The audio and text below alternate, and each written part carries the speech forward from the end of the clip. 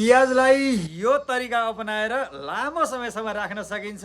यो भिडियोलाई अन्तिमसम्म हेरेर मलाई पनि साथी बनाएर एउटा लाइक एउटा कमेन्ट पाउँ ल।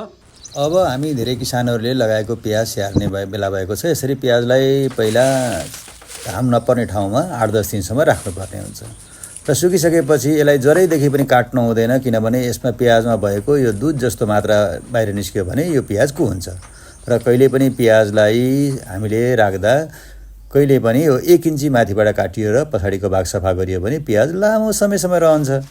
र यो प्याजलाई यसरी सफा गरिसकेपछि मैले चाहिँ प्याज राख्नका लागि पहिला हाम्रो सानो बाबु नानीहरूलाई झुलाउने डाँडीको प्रयोग गरेको छु। यो डाँडीमा चारैतिरबाट हावा पनि खेल्छ, यस्तो जाली लगाइदिएर अथवा डोकोमा हामीले प्याजलाई स्टोरेज गर्न सक्छौँ। यसरी थोरै माथिबाट काटेको प्याजलाई यसमा राखेर लामो समयसम्म हामीले प्याजलाई राख्न सकिन्छ। यदि थोरै प्याज छ भने हामीले झोता बनाएर पनि यसरी झुन्डाएर पनि राख्न सक्छौँ। हस्त, धन्यवाद।